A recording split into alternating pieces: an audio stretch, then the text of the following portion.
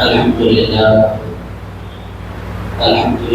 الذي نزل الفرقان على عبده ليكون للعالمين نذيرا، والصلاة والسلام على خير البرى بدر الهدى صدر العلا نور الهدى في البرى، سيدنا وشفيعنا وحبيبنا ونبينا ومولانا محمد المصطفى وعلى آله وصحبه وسلم وأصحابه والهدى ومن تبعهم بإحسان إلى يوم الجزاء. أما بعد، فقد قال رسول الله صلى الله عليه وسلم: إن الله تعالى خلق آدم من قبضها من جميع الأرض، فجاء بنو آدم على قدر الأرض، فجاء منهم الأحمر والأبيض والأسود وبين ذلك، والسهل والحزن والخبيث والطيب، أو كما قال. وقال الله تبارك وتعالى في شأن حبيبه ونبيه ورسوله: إن الله وملائكته يصلون على النبي يا أيها الذين آمنوا صلوا عليه وسلموا تسليما. اللهم صل وسلم وزد وبارك على حبيبك سيدنا وشفيعنا ونبينا ومولانا محمد وعلى آله وصحبه ووارث حاله ومطر كماله وابنه الكريم وولده الشريف الغوث الأعظم، والحمد لله رب العالمين. انتہائی معزز ومکرم جمیع نوجوان دوستوں کے ساتھ حضرات دور تشریف فرمانے پر آئے ہیں، قریب تشریف لانے تاکہ آپ میں آسان کن حضرات اور دور بیٹھے میں خواہش کرتا ہوں کہ اور قریب تشریف لا کر بیٹھیں تاکہ بات کرنے میں آسانی ہو. عزیز دوستوں، آج کے لیے میں نے ایک حدیث مبارک پڑھی ہے، اسی حدیث مبارک ہم آج کے درس حدیث میں سمجھنے کی کوشش کرتے ہیں. اس ضمن میں دو واقعات بھی آئیں گے، انشاءاللہ ہم واقعات کو بھی ہم سنیں گے اور اس حدیث مبارک کو بھی ہم سمجھنے کی کوشش کریں گے. ایک مرتبہ درود پاک کا ترانہ پیش فرمائیں: اللہم صل وسلم وزد وبارک علی حبیبک سیدنا وشفیعنا ونبینا ومولانا محمد وعلی آلہ وصحبہ ووارث حاله ومطر کماله وابنه الکریم وولده الشریف الغوث الأعظم. حاضرین کرام، حدیث مبارک میں نے پڑھنے کی سعادت حاصل کی ہے. تو حدیث مبارک کا حوالہ بھی میں آپ کی خدمت میں رکھنا تھا کہ آپ حضرات کو تھوڑا سا اطمینان ہوتا ہے کہ حدیث مبارک کس کتاب میں آئی. عزیزان کرام، حدیث مبارک میں نے بھی پڑھی ہے، وہ حدیث مبارک جامع ترمذی میں بھی آئی ہے اور سنن ابی داؤد میں بھی آئی، یعنی دو حدیث کی بڑی کتابیں مستند کتابوں میں یہ حدیث وارد ہوئی. حدیث کے کلمات کیا ہے؟ رسول اللہ علیہ الصلوۃ والسلام ارشاد فرماتے ہیں: ان اللہ تعالی خلق آدم من قبض. اللہ تعالیٰ نے آدم علیہ السلام کو جب پیدا فرمایا تو زمین سے مٹھی پر مٹھی اٹھائی. وہ اللہ تعالیٰ کی شان کے مطابق ہم نہیں جان سکتے کہ وہ کس شان کے ساتھ اللہ پاک نے اٹھائی، مگر زمین سے اللہ پاک نے مٹھی کو اٹھایا. قبضها من جميع الارض. اور رسول اللہ علیہ السلام فرماتے ہیں کہ رسول اللہ علیہ السلام اللہ پاک نے پوری زمین سے الگ الگ حصوں سے مٹی کو چنا. ایسا نہیں کہ ایک مقام کی مٹی اٹھا لی، بلکہ الگ الگ پوری دنیا کے الگ الگ زمینوں کی مٹی اللہ پاک نے اٹھائی. پھر اس کیا ہوا؟ فجاء بنو آدم علی قدر الارض. رسول اللہ علیہ السلام فرماتے ہیں پھر آدم کی اولاد اسی مٹی سے بنائی گئی. تو پھر جیسی زمین ہے ویسے لوگ. اللہ کے نبی علیہ السلام فرماتے ہیں فجاء منهم الاحمر. زمین کا اگر وہ مٹی سرخ ہے، لال مٹی کے لوگ کی مٹی سے لوگ بنائے گئے تو وہ یہ لال قسم کے لوگ ہیں. اس کے بعد اگر وہ سفید مٹی سے بنائے گئے تو وہ بالکل گورے قسم کے لوگ ہیں. اس کے بعد والاسود. اور اگر وہ کالی مٹی تھی تو لوگ بالکل کالے بنائے گئے، یعنی کالے، گورے اور سانولے، یہ تین قسم کے لوگ انسانوں میں پائے جاتے ہیں. اللہ کے نبی علیہ السلام فرماتے ہیں یہ تینوں قسم کی مٹی اللہ پاک نے لی، اسی لیے کوئی گورا ہے، کوئی کالا ہے اور کوئی سانولا ہے. انڈین جتنے ہوتے ہیں وہ زیادہ گورے ہوتے ہیں نہ زیادہ کالے ہوتے ہیں، کبھی کبھی بہت گورے بھی ہو جاتے ہیں، کبھی کبھی بہت کالے بھی ہو جاتے ہیں، پر تقریباً لوگ سانولے ہوتے ہیں۔ جو لوگ اپنے آپ کو گورے سمجھتے ہیں وہ گوروں کے مقابلے میں سانولے ہوتے ہیں، جو اپنے آپ کو کالے سمجھتے ہیں وہ کالوں کے مقابلے میں سانولے ہوتے ہیں، جو بہت کالے ہوتے ہیں ان کے مقابلے میں ہمارے لیے پھر بھی ماشاءاللہ۔ تو بہرحال اللہ کے حبیب علیہ الصلوۃ والسلام فرماتے ہیں کہ مٹی کی تاثیر ہے کہ کوئی بندہ گورا ہے، کوئی بندہ لال ہے اور مطلب سانولا ہے، کوئی بندہ کالا ہے۔ اس کے بعد رسول اللہ علیہ الصلوۃ والسلام فرماتے ہیں اسی طرح پھر اس مٹی کا مزاج ہے، مٹی کا کبھی مزاج ہوتا ہے تو کوئی نرم مزاج ہے۔ رسول اللہ فرماتے ہیں وسان انسانوں میں کوئی بہت نرم مزاج ہوتا ہے، والحزم، اور حضور علیہ الصلوۃ والسلام فرماتے ہیں کہ کوئی بہت سخت مزاج ہوتا ہے، اور پھر والخبیث ہوتا ہے۔ اور رسول اللہ علیہ السلام فرماتے ہیں کہ کوئی خبیث ہوتا ہے بدماش، اور کوئی طیب ہوتا ہے بہت نیک۔ مٹی کا اثر ہے، جیسے مٹی سے بندہ بنایا گیا ویسے اس کے اثرات ہیں۔ آپ کو یہ کہ اللہ نے مٹی سے بنایا تو انسان کا حسن کیا ہے؟ عزیزان گرامی، قدر وہ انسان کے مزاج کو بدلنے کے لیے اللہ پاک نے اپنے حبیب کو دنیا میں روز فرمایا۔ رسول اللہ علیہ السلام وہ جو خباثت ہے انسان کی مٹی کی، اس خباثت کو دور کرنے کے لیے رسول اللہ علیہ السلام تشریف لائے۔ اس حدیث مبارک کے بیان کرنے کا مقصود کیا ہے؟ حضور علیہ السلام اپنے ماننے والوں کو اس میں میسیج دے رہے ہیں کہ ہر ایک کے ساتھ تم ایک جیسا معاملہ نہیں کر سکتے۔ سامنے والا کیسا ہے بندے کو پہلے جانو، سمجھو، پھر اس کے ساتھ تم معاملہ کرو۔ اگر سب کے ساتھ تم نرمی برتو گے تو پھر لوگ تمہیں پہن لیں گے، اور سب کے ساتھ سختی برتو گے تو پھر تمہارے لیے بڑے مسائل ہو جائیں گے۔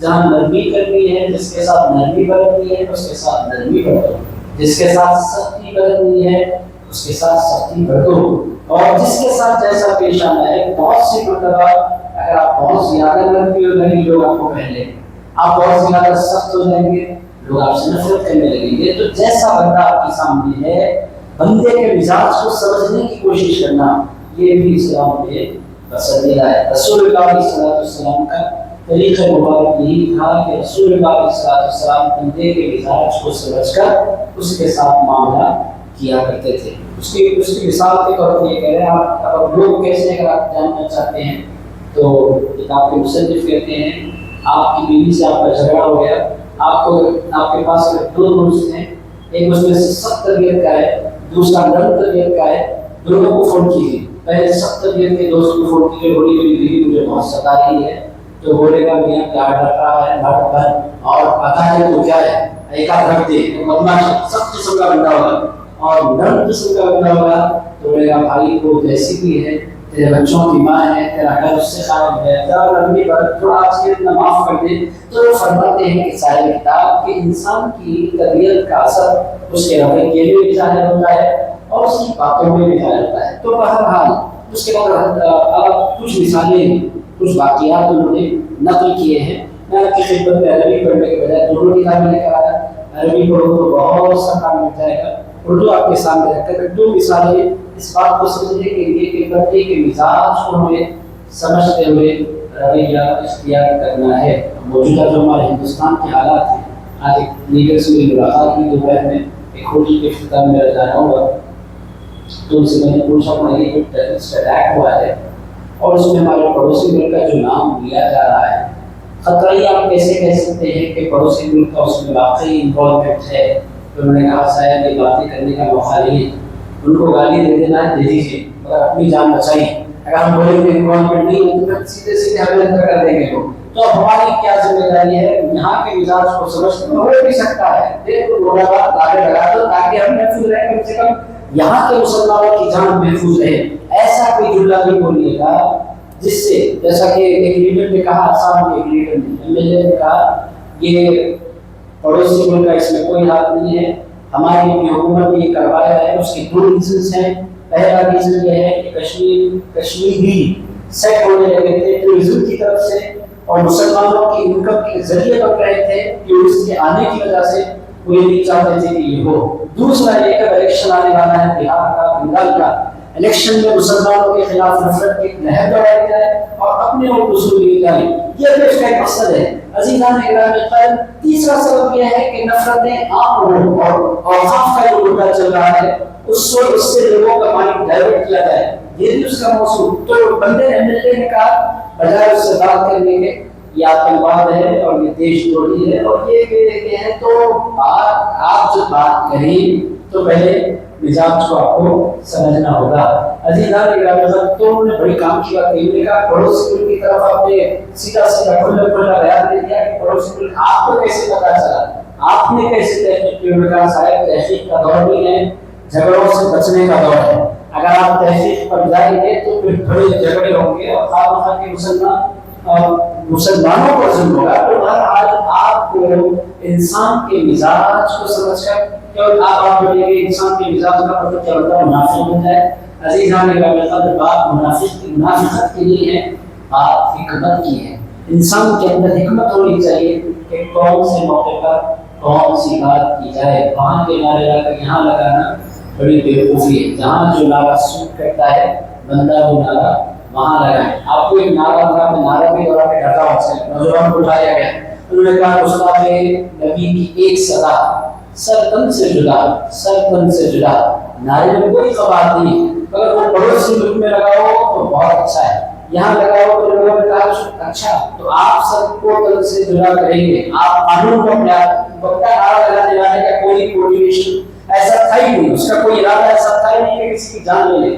اس نے تو اس سے آپ نے جذبات کا اظہار کیا، مگر حالات کو سمجھنا یہ ایک عقل مند انسان کی نشانی ہوتی ہے. اسی لیے رسول اللہ صلی اللہ علیہ وسلم نے فرمایا کہ انسان سوچ سمجھ کر بولے اور سامنے والا کون ہے. آپ اس لیے ہمارا اتنا ہنسی مذاق ہمارا لوگ رہا ہے، آپ دیکھیں ٹی وی چینلز پر، اس کی وجہ یہ ہے کہ ان لوگوں کو لا کر چینلز پر بٹھایا جاتا ہے جو اسلام کے مزاج کو سمجھتے نہیں. کون سی بات کہاں بولنی ہے، کب بولنی ہے، کیسے بولنی ہے، اس کے اندر بھی حکمت کی ضرورت ہے. عزیز دوستوں، پریزنٹیشن بھی بہت زیادہ معنی رکھا کرتا ہے. تو بہرحال انہوں نے حضور علیہ السلام کی زندگی سے ایک دو مثالیں بھی یہاں پر دی ہیں. ایک مرتبہ بولے بات کریں، اللہم صلی وسلم وزد وبارک علی حبیبک سیدنا و مولانا محمد وعلی آلہ وصحبہ اجمعین. تو عزیز دوستوں، آپ اسی بات کو اگر آپ دیکھنا چاہیں تو یہ کہتے ہیں کہ مفتیوں کے فتوے کے اندر بھی آپ کو ان کا مزاج ظاہر ہوتا ہے. بہت سے مفتی ایسے ہوتے ہیں کہ جس قدر کوشش ہو لوگوں کو ملانے کی کوشش کرتے ہیں، اور بہت سے مفتی ایسے ہوتے ہیں کہ اتنا سخت حکم لگاتے ہیں. جیسے کہ ایک صاحب نے کہا جو بندہ پینٹ شرٹ پہن لے، آپ سنیے فتویٰ، یہ فتوے کہاں سے چلے، جو بندہ پینٹ شرٹ پہن لے وہ گناہ گار ہے، جہنمی ہے. یہ فتویٰ چلنے والا نہیں ہے. مفتی صاحب کا مزاج اثر کیا ہے، ان کی طبیعت میں جھگڑا ہے، بدماش ہے فطری طور پہ. تو جب فتویٰ بھی لگاتے ہیں تو اس کے اندر بھی لڑائی پائی جاتی ہے، جھگڑا پایا جاتا ہے. اتنا اگر اس کا سب لوگ لگائیں گے پینٹ شرٹ پہننے والے پر تو کہتے ہیں وہ کافروں سے مشابہت ہے. مفتی صاحب آپ کون سے زمانے میں جی رہے ہیں؟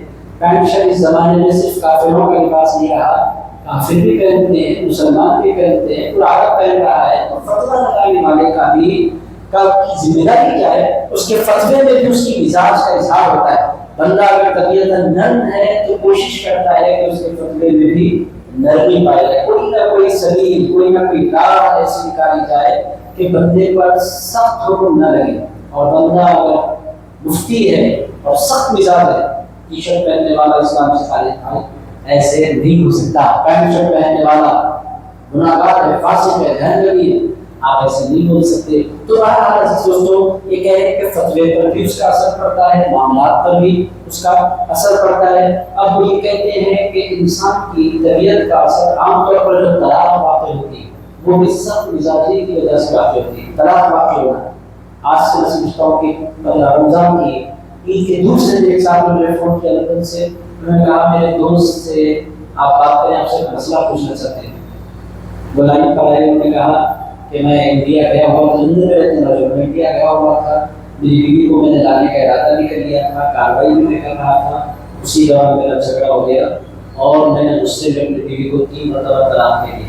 اس کے بعد انہوں نے کہا آپ کوئی صورت نکالیے، میں اللہ کو گواہ بنا کر کہہ رہا ہوں میں نے غصے میں دے دیا. میں نے اسے کہا بھائی یہ جتنی طلاقیں ہوتی ہیں محبت سے بٹھا کر کوئی آئیے، میری بیگم میرے سامنے تشریف فرما ہو جائیے، میں آپ کو محبت سے 3 طلاق دینا چاہتا ہوں، کوئی نہیں بولتا. یہ اصول ہے ہی کہ بندہ غصے میں یہ کام کرتا ہے تو انسان کا جو مزاج ہے وہ رشتوں کو بھی نقصان پہنچاتا ہے، یہ حدیث مبارک سنا کر رسول اللہ صلی اللہ علیہ وسلم نے امت کو میسج دیا کہ جب بھی معاملہ کرو سامنے والے کی طبیعت کا لحاظ رکھو اور اپنی طبیعت میں نرمی پیدا کرو، تواضع پیدا کرو، توازن پیدا کرو، تبھی جا کر ایک زندگی کامیاب زندگی بنے گی۔ ہر ایک کے ساتھ ایک جیسا سلوک کرو گے تو پھر تمہیں کامیاب انسان نہیں بن سکتے۔ رسول اللہ صلی اللہ علیہ وسلم کی زندگی میں اگر آپ دیکھیں تو حضور علیہ السلام طبیعتوں کا بڑا خیال رکھا کرتے تھے۔ آئیے اس کی مثال ہم دیکھتے ہیں رسول اللہ صلی اللہ علیہ وسلم کی زندگی میں۔ رسول اللہ صلی اللہ علیہ وسلم نے مکہ فتح کرنے کا ارادہ کیا تو رسول اللہ صلی اللہ علیہ وسلم مکہ معظمہ کے باہر ہیں۔ حضرت عباس رضی اللہ تعالیٰ عنہ رسول اللہ صلی اللہ علیہ وسلم کے چچا، انہوں نے اپنے ساتھی کو بلا کر لایا اور اس بندے کا نام تھا ابو سفیان۔ یہ مکے کا بڑا سردار، بدر میں اور اس کے بعد احد میں اور اس کے بعد مسلسل 8 سال کے اندر مختلف مرتبہ بڑی اذیتیں، بڑا مسلمانوں کو تکلیف دینے والا ہوتا۔ حضرت عباس اس کو لے کر آ گئے، اس کی خدمت میں رسول اللہ صلی اللہ علیہ وسلم کی خدمت میں، اور رسول اللہ صلی اللہ علیہ وسلم کی خدمت میں عرض کیا یا رسول اللہ یہ مکے کے سردار ابو سفیان۔ اب حضور پاک علیہ السلام کو دیکھیں، اصولت تو بات یہ ہے کہ ایک ایسا وقت حضور کے سامنے جس نے زندگی بھر مسلمانوں کو ستایا۔ اصول کی بات تو یہ ہے کہ حضور کوئی پاور میں ہے، کوئی طاقت ہے، کوئی فوج ہے، رسول اللہ چاہتے تو اسی وقت سر کھڑا کر دیتے۔ رسول اللہ صلی اللہ علیہ وسلم نے فرمایا چچا عباس آپ کیا چاہتے ہیں، میرے ساتھ کیا کرو؟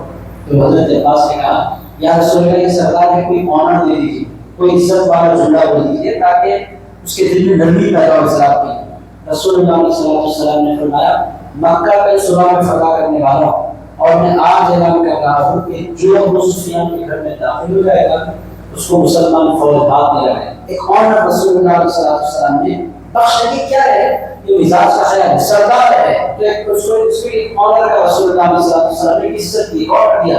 اس کے بعد اپنے چچا عباس سے کہا تو وہ جانے لگے، فرمایا ابو سفیان کو لے کر فلاں پہاڑ پر کھڑے ہو جانا صبح میں لا کر اور اس کو بتانا کہ اسلامی فوج کیسے داخل ہو رہی ہے۔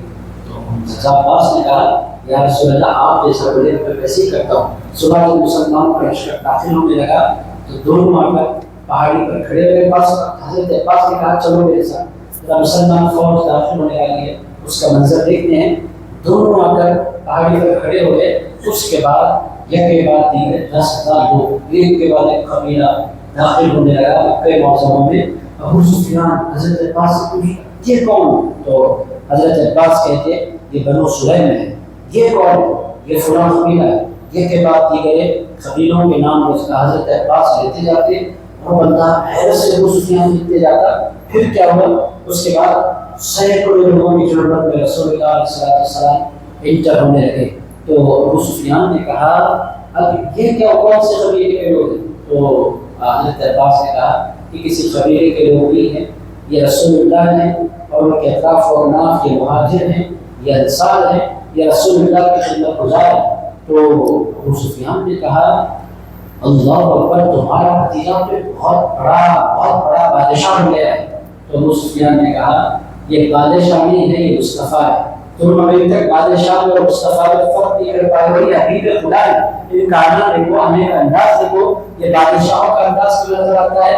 بادشاہ آتے ہیں، تلوار چلاتے ہوئے آتے ہیں، خون بہاتے ہوئے آتے ہیں اور ملکوں میں فساد برپا کرتے ہوئے آتے ہیں، اور میرے بھتیجے اور میرے آقا اور میرے سرکار کا نام دیکھو، یہ خون بہاتے ہوئے نہیں آ رہے ہیں، دعائیں دیتے ہوئے آ رہے ہیں۔ ذرا دیکھو کون آ رہے ہیں؟ ابو سفیان کی آگے بڑھی کی بڑھی، لیکن یہ اس واقعے کے بیان کرنے کا مقصود کیا ہے کہ جو بندہ زندگی بھر ستاتا رہا، اس کے لیے رسول اللہ صلی اللہ علیہ وسلم نے کہا اس کے گھر میں جو داخل ہو گیا اس کو امان ہے۔ اس کا فائدہ کیا ہوا؟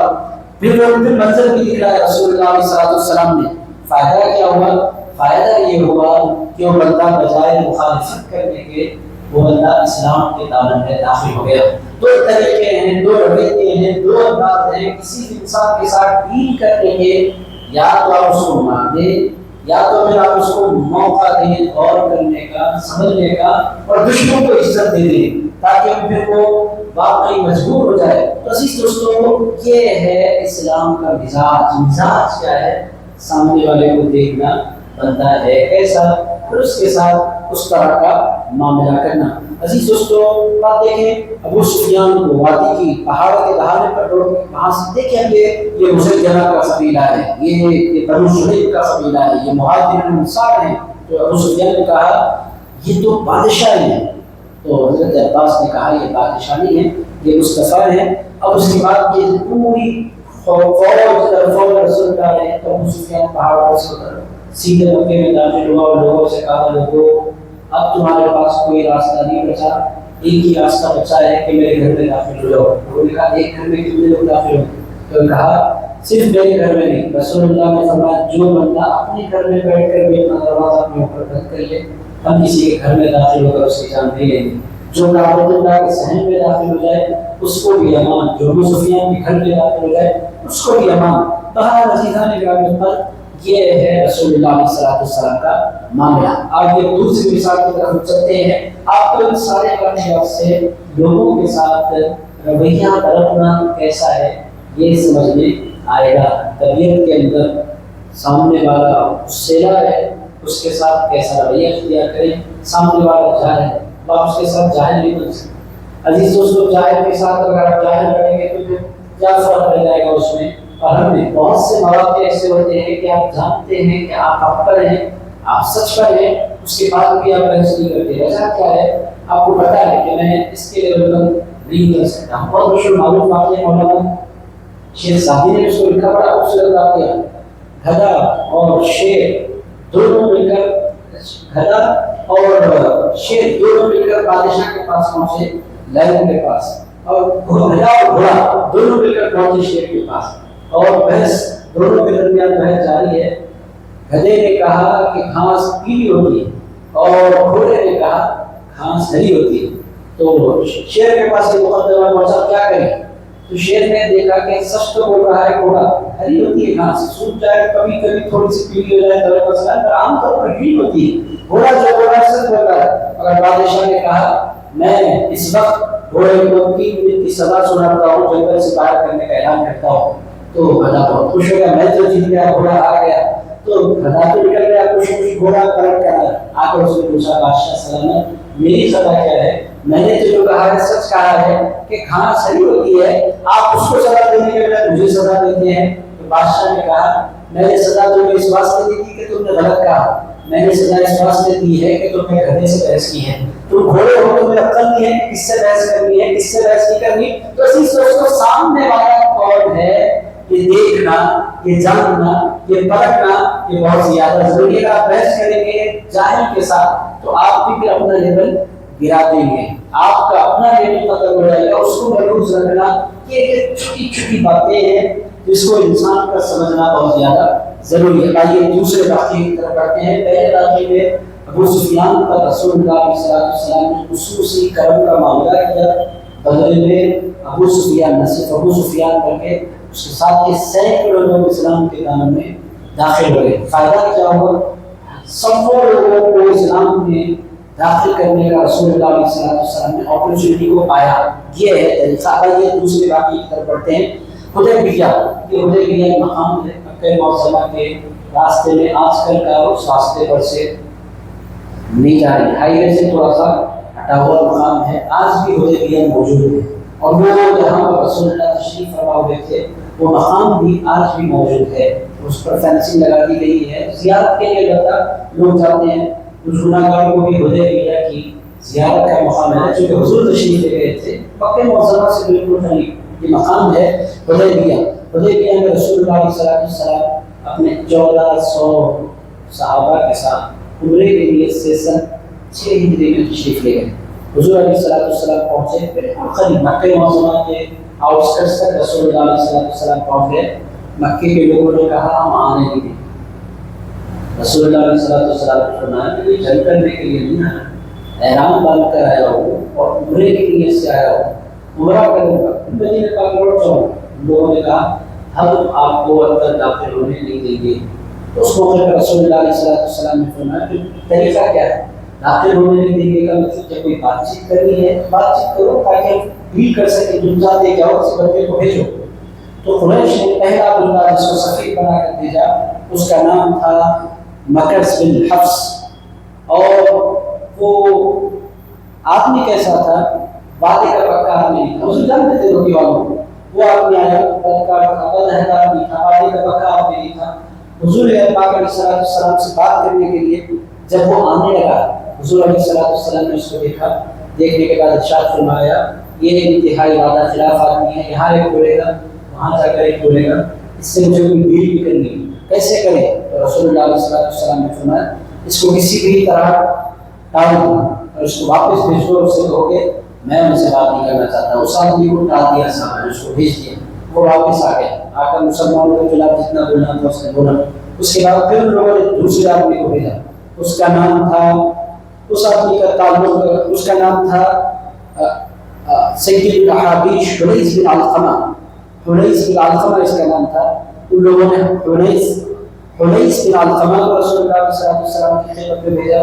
انہوں نے کہا یہ آدمی ایسا ہے جس کو جانوروں سے بڑا پیار ہے اور یہ لوگ قربانی کے جانوروں کی خدمت انجام دیا کرتے ہیں. مکہ معظمہ میں اس قبیلے سے بندہ تعلق رکھتا ہے. اس سے بحث کرنے کے بجائے کام کرو, سب سے پہلے جانور جلا 1400 جانور تاکہ اس کو اندازہ ہو جائے. تو بندہ آیا, آتے ہی مسلمانوں سے ملاقات, آتے ہی پہلے جانور مسلمان کیا جانور ہے؟ اللہ کے نام پر ذبح کرنے کے لیے مسلمان جانور لے کر آئے.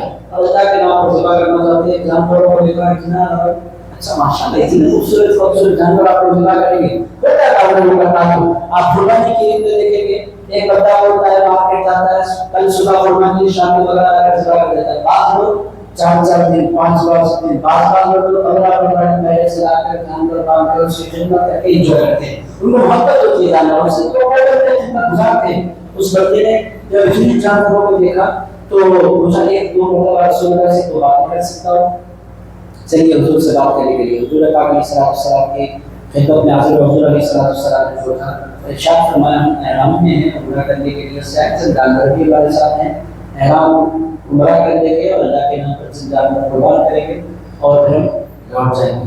تو اس کو بڑا اچھا دکھا. پلٹ کر سیدھے قریش کے پاس گیا. جا کر اس نے کہا کہ اے لوگوں, تم ان لوگوں کے اللہ کے گھر سے جو پاکیزہ نیت کے ساتھ احرام میں اللہ کے گھر کا طواف کرنے کے لیے آئے. لوگوں نے کہا اچانک تو بالکل مسلمانوں کی سائڈ ہو گئے. اس نے کہا دیکھو کہ جانور کتنے پیارے. آپ دیکھیں رسول اللہ علیہ السلام نے مزاج دیکھ کر, اگر حضور چاہتے تو جانوروں کو دیکھنے کا موقع ہی نہیں دیتے, پہلے خود سے ملاقات کر لیتے. حضور نے وہ آئے جانوروں کی خدمت شروع کرنے والا ہے, اس کو پہلے جانور نکالو. اس کا اثر یہ ہوا کہ اس کو پورا مسلمانوں کے سفر میں بولنے لگا. قریش کے سرداروں نے کہا تم پر کیا سبب ہے, آپ یہ جانتے ہو ہم تمہاری مدد کرنے والے نہیں ہیں, تیسرے آدمی کو بھیجو. تو تیسرے آدمی جو ہے اس کا نام تھا عروہ بن مسعود. یہ بندہ آیا رسول اللہ علیہ السلام کی خدمت میں حاضر ہوا. اب ادھر دیکھیں ان کا حال کیا تھا. عروہ آیا رسول اللہ علیہ السلام کی خدمت میں, حضرت ابوبکر صدیق کھڑے تھے. عروہ نے کہا بے نبی کا جھوٹا بولا. حضرت ابوبکر صدیق بھی گناہ میں تھا. اس نے کہا یہ کون ہے؟ تو اس نے کہا رسول اللہ نے فرمایا ابوبکر ہیں ابن قحافہ کے بیٹے. یعنی تو بڑے جلال والے معلوم ہوتے ہیں کہ وہ جلال والے نہیں تھے, مگر عروہ کو ٹھیک کرنے کے لیے ابوبکر صدیق نے جلال کے ساتھ کیا. وہ بات کرتے کرتے حضور کی داڑھی کو ہاتھ لگا رہا تھا. ادھر کون بیٹھے تھے؟ رسول اللہ علیہ السلام کے اور صحابی تشریف فرما تھے. ان کا نام تھا رسول اللہ علیہ السلام سے مغیرہ بن شعبہ ثقفی رضی اللہ تعالیٰ عنہ. حضور پاک علیہ السلام کی خدمت میں بڑے تلوار نکال کر کھڑے تھے, ایسی سیکورٹی خدمت گزار. حضرت مغیرہ جو ہی وہ سرکار کی داڑھی مبارک کو ہاتھ لگاتا, حضرت مغیرہ بن شعبہ اپنی تلوار نکالتے اس کے ہاتھ پر رکھتے, فرماتے ہاتھ میں لگانا. ایک مرتبہ پھر بات کرتے کرتے اس نے ہاتھ لگایا, تو پھر انہوں نے اپنی تلوار لگائی. تیسری مرتبہ سے جب ہاتھ بڑھایا تو مغیرہ بن شعبہ نے فرمایا اب تیرا ہاتھ نہیں واپس نہیں جائے گا, تو تیرا ہاتھ کاٹ دوں گا. تلوار اٹھائی مارنے کے لیے. عروہ بن مسعود نے کہا یہ کیا لوگ ہیں آپ کے؟ کہنے لگے یہ میرے صحابہ ہیں اور یہ میری عزت کا برابر بے ادبی برداشت نہیں کیا کرتے, یہ ان کا اپنا مزاج ہے, یہ مجھ سے بہت پیار کرتے ہیں. عروہ بن مسعود ثقفی کو بڑا اچھا دکھا یہ نظر, اور وہ جب مکہ معظمہ پر رکھتے گیا تو ڈیل کرنے کے لیے لوگ آئے. اس کے بعد جو واقعات ہوئے 3 واقعات صلح کے موقع پر 3 الگ الگ لوگ آئے. رسول اللہ نے تینوں کے ساتھ ایک ساتھ سلوک نہیں کیا. ایک سے بات کرنا نہیں چاہا, ایک کے پاس جانور پیش کر دیے, تیسرے کو اپنے ساتھ بھی بٹھایا تو اپنے صحابہ کا گول بھی کو دکھایا. حضرت ابوبکر کتنا پیار کرتے, جبکہ وہ جلال والے نہیں, مگر انہوں نے جو جلال کا اظہار فرمایا، ادھر پھر حضرت غیرہ بن شعبہ رضی اللہ عنہ نے جو جلال کا اظہار فرمایا، اور پھر ایک حیبت بٹھائی امام مسعود ثقفی کے دل میں چاہتے حضور دنیا کو میسیج دینا چاہتے تھے کہ ہر ایک کے ساتھ ایک لیول پر ڈیل نہیں کرنا چاہیے، بندے کو دیکھ کر اس کے ساتھ پھر ہمارا رویہ ہونا چاہیے۔ عزیز دوستوں، اور اگر آپ واقعی کوئی بڑا کام دنیا میں کرنا چاہتے ہیں تو یہ اس کے ساتھ کہنا بہت زیادہ ضروری ہے۔ آپ اگر بہت زیادہ نرم ہو جائیں گے تو بھی دنیا کو جھیل نہیں دے گی، بہت زیادہ سخت ہو جائیں گے تو اسلام کے نظام کے خلاف ہے زیادہ سختی برتنا۔ ان دو واقعات کے ذریعے آپ کی سمجھ میں آ گیا کہ رسول اللہ علیہ السلام کا طریقہ کیا تھا۔ حضرت اس کے بعد یہ کہتے ہیں کہ انسان کے مزاج کا اظہار اس کے خطاب سننے کے موقع پر بھی ہوتا ہے، صرف بولنے میں نہیں، سننے میں بھی انسان کے مزاج کا اظہار ہوتا ہے۔ جب کوئی بندہ سنتا ہے، کوئی سننے والا انجوائے کر رہا ہوتا ہے، کوئی سننے والا کتنی اچھی بات آپ کو سنا دے، اب تک کی طرح بیٹھا ہوا ہوتا ہے، نہ وہ مسکراتا ہے، نہ کوئی ایکسپریشن دیتا ہے، اور کچھ لوگ ایسے ہوتے ہیں کہ بہترین خطیب کو لا کر ان کے درمیان بٹھا دیا جائے، کچھ لوگ سونے کی عادی ہوتے ہیں۔ ہمارے پاس اسلام کے بزرگ تھے، ان کا طریقہ کیا تھا، بڑے سے بڑے خطیب کے بعد صدارت کرتے تھے حضرت کے جلسے، بڑے سے بڑے خطیب کو لا کر ان کے بعد بٹھانے، 5-10 منٹ کے اندر حضرت نہیں لینا شروع کر دیتے تھے۔ حضرت کا مزاج تھا، ان کی تقریر سننے کی طرف تھی، وہ ذکر کے بنتے تھے، خطاب کے بنتے تھے، اور ان کو خطاب میں لا کر آپ بٹھا دیے تو یہ ان کے مزاج کے خلاف ہے۔ تو یہ محبت کا اظہار کرنا، سبحان اللہ کہنا، جھومنا، یہ بھی انسان کے اپنے مزاج پر منحصر ہے۔ آخر میں انہوں نے حضرت عمر بن خطاب رضی اللہ تعالیٰ عنہ کا وہ واقعہ لکھا۔ اب ایک بات آخر میں یہ بات پیدا ہوتی ہے، کیا انسان کا مزاج بدلتا ہے؟ تو وہ فرماتے ہیں ہاں، انسان اپنا مزاج تربیت سے بدل سکتا ہے، فطرت نہیں بدلتی، مزاج بدلتا ہے۔ فطرت ہے تو فطرت کو بدلنے والی نہیں، کنجوس کو آپ کبھی سخی نہیں بنا سکتے، سخی کو کبھی آپ کنجوس نہیں بنا سکتے، جو ہے سو ہے۔ مگر اگر فطرت نہیں ہے، مزاج ہے، تو مزاج بدلا کرتے ہیں۔ بطور مثال حضرت عمر بن خطاب رضی اللہ تعالیٰ عنہ کا ذکر کر رہے ہیں۔ وہ واقعہ میں نے آپ کو بہت سے مرتبہ سنایا، اسی کتاب سے میں نے آپ کو سنایا تھا۔ واقعہ کیا، ایک صحابی کی اپنی بیوی سے لڑائی ہو گئی، دونوں کے درمیان بحث بڑھتی چلی گئی، یہاں تک کہ اس صحابی نے کہا اب تمہارا بہت ہو گیا، میں تمہاری شکایت لے کر حضرت عمر بن خطاب کے پاس، امیر المؤمنین کے پاس جا رہا ہوں۔ تو بیوی نے کہا جس کے پاس جانا چاہتے ہو جاؤ، میں بھی ڈرنے والی نہیں ہوں، میں بھی بات کروں۔ یہ نکلے، حضرت عمر بن خطاب کے پاس آئے، غصے میں سے دور سے دروازہ کھٹکھٹا دیا۔ دروازہ کھٹکھٹانے کے بعد حضرت عمر فاروق باہر نہیں آئے، اندر سے آواز آ رہی تھی، دروازے کو لے کھڑے تھے، آوازیں کس کی آ رہی تھی؟ حضرت عمر بن خطاب رضی اللہ تعالیٰ عنہ کی بیوی کی آواز آ رہی تھی۔ چھوٹے چھوٹے گھر ہوتے تھے، ان کی بیوی حضرت عمر کی کلاس لے رہی تھی، اور حضرت عمر فاروق رضی اللہ تعالیٰ عنہ کنوینس کرنے کی کوشش کرتے چلے جا رہے تھے۔ اب دروازہ کھٹکھٹایا ہے، جا بھی نہیں سکتے، غصہ بھی اب کرے تو کیا کرے۔ کچھ دیر کے بعد 10-12 منٹ کے بعد حضرت عمر نے دروازہ کھولا اور باہر تشریف لائے، پوچھا کیسے آنا ہوا؟ بولے حضرت آپ کو کیا بولوں، میں تو اپنا قصہ لے کر آیا تھا۔ قصہ کیا ہے سناؤ تو صحیح۔ کہنے لگے میرا جو قصہ ہے اس سے خطرناک آپ کا قصہ ہے۔ تو میں ہوا کیا؟ کہنے لگے اچھا تمہاری بیوی نے تمہاری کلاس لے لی؟ کہنے لگے زبردست کلاس میری چل رہی تھی اور مجھ سے عذاب کی چل رہی ہے، اب آپ سے کیا فیصلہ کرنا ہو؟ حضرت عمر فاروق رضی اللہ تعالیٰ نے اس موقع پر فرمایا تھا یہ برکت میرے سرکار کی تربیت کی ہے، میں کبھی برداشت کرنے والا نہیں تھا، میرا مزاج ایسا نہیں ہے کہ میں برداشت کروں، مگر میرے سرکار نے مجھے سمجھایا۔ وہ سمجھانا کیا تھا؟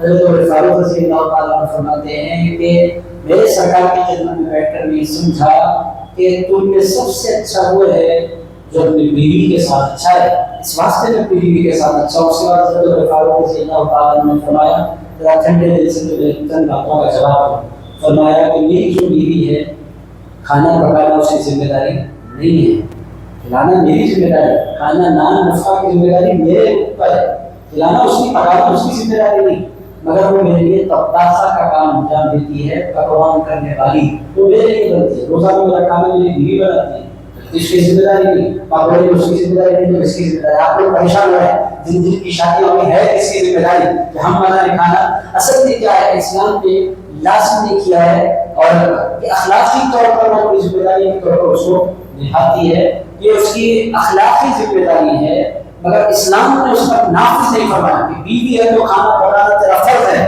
ایسا کہیں لکھا ہوا نہیں ہے۔ کھلانا مرد کی ذمہ داری. اب اگر نہیں پکا, اگر کوئی بیوی بول دے نہیں پکا گی, آپ کیا کر سکتے ہیں؟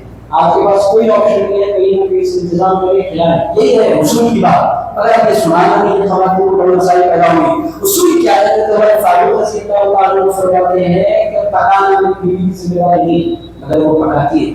میری بیوی میرے گھر میں طباخہ اور اسی کا کام انجام دیتی ہے. میری بیوی میرے گھر میں غسالہ, غسالہ کا مطلب کپڑے دھونا. اس زمانے میں واشنگ مشین نہیں تھی, آج کل تو کپڑے ڈال دو دھل بھی جاتے ہیں, آدھے سوکھ بھی جاتے ہیں, خالی نکال کر کام پر ڈال دینا غسل سا بدل. باہر اس زمانے میں سڑک پہ نہیں تھی تو ہاتھوں سے لوگ بیویاں کپڑے دھوتی تھے. پیشوا کی میری بیوی میرے لیے طباخہ ہے, میری بیوی میرے لیے غسالہ ہے. غسالہ کا مطلب دھوبن, دھوبن کا کام انجام دیتی ہے, اس پر کوئی معاملہ طلب نہیں کرتی. پھر اس کے بعد فرمایا میری بیوی میرے گھر کی سیکیورٹی ہے.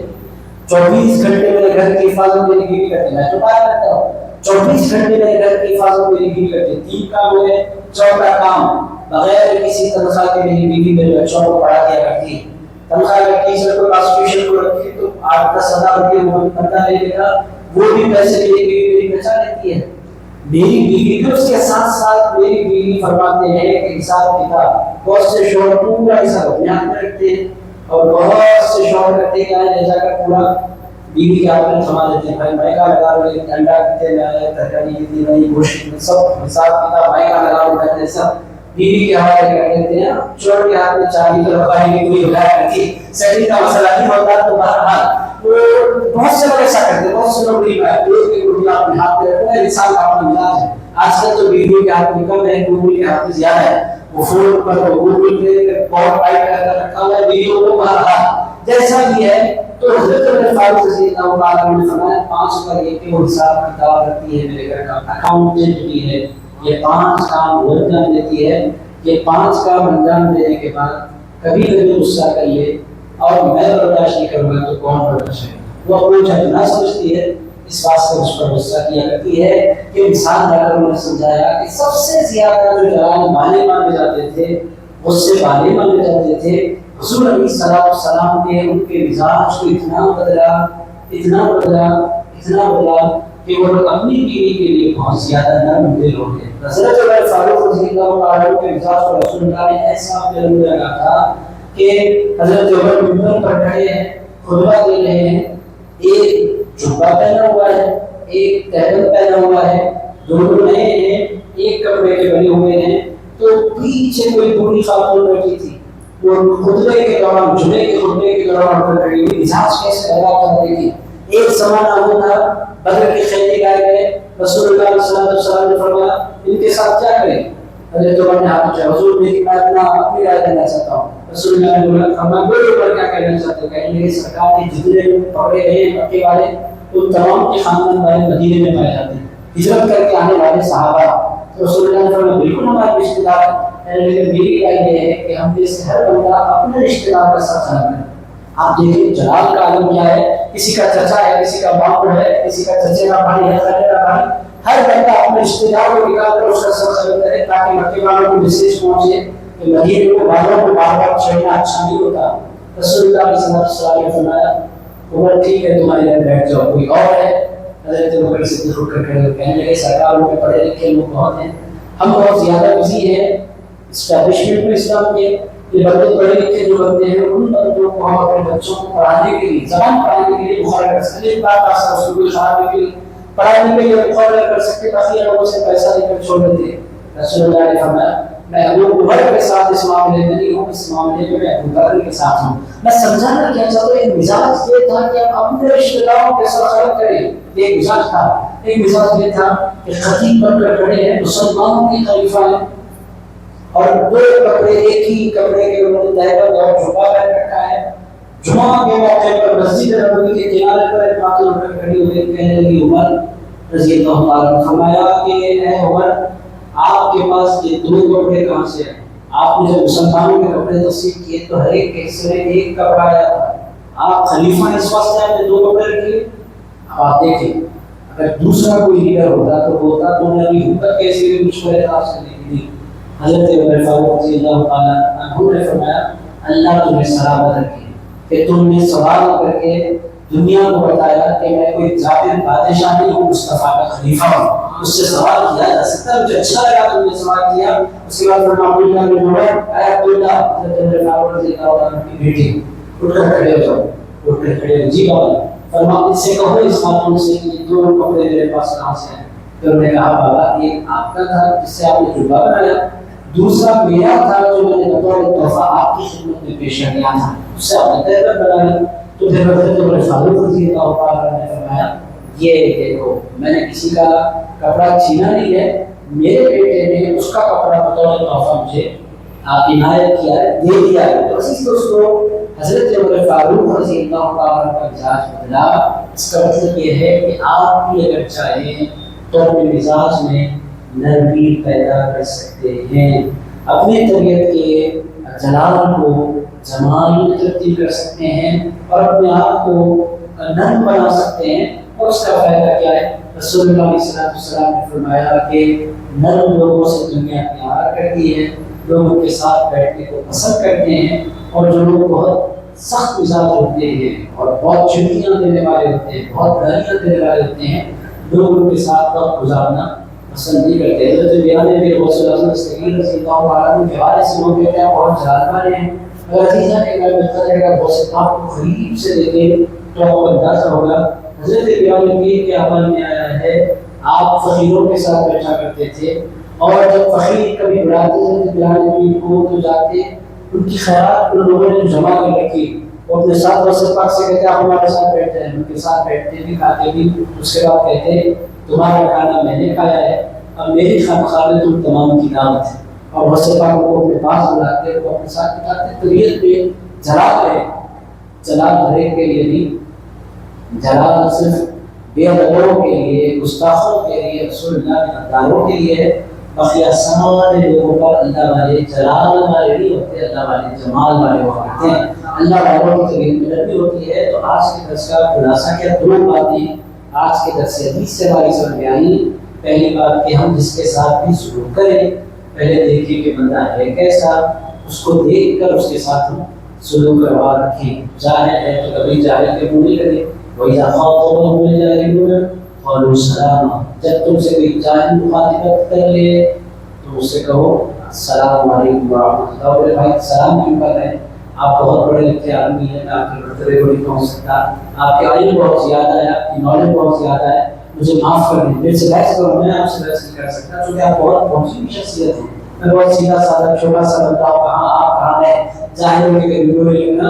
اور پھر ہر بندے کے ساتھ اس کے مرتبے کے اعتبار سے، اس کی طبیعت کے اعتبار سے آپ رویہ اختیار کرنا۔ دوسری بات یہ کہ اپنی طبیعت میں جو خرابیاں ہیں اس پر مسلسل غور کرتے رہنا، کوئی برائی ہے تو اس کو دور کرنے کی کوشش کرتے رہنا، اور ایسا ہوتا ہے کہ طبیعت بدلتی ہے، اگر فطرت ہے تو نہیں بدلتی، طبیعت ہے تو ضرور بدلتی ہے، اور انسان کو واقعی فائدہ پہنچتا ہے۔ دو باتیں تھی حدیث تھی آج کے لیے، یہ چند باتیں انشاءاللہ پھر آئندہ جو کسی اور عنوان کے ساتھ آپ حضرات سے ملاقات، اللہ رب العزت کی بارگاہ میں دعا کرتا ہوں کہ پاک پروردگار ہم تمام کی زبان کو قبول فرما، حضور پاک علیہ السلام کی پاکیزہ باتوں کو سننے کے بعد سمجھنے کی، اس پر عمل کرنے کی ہمیں توفیق عطا فرما۔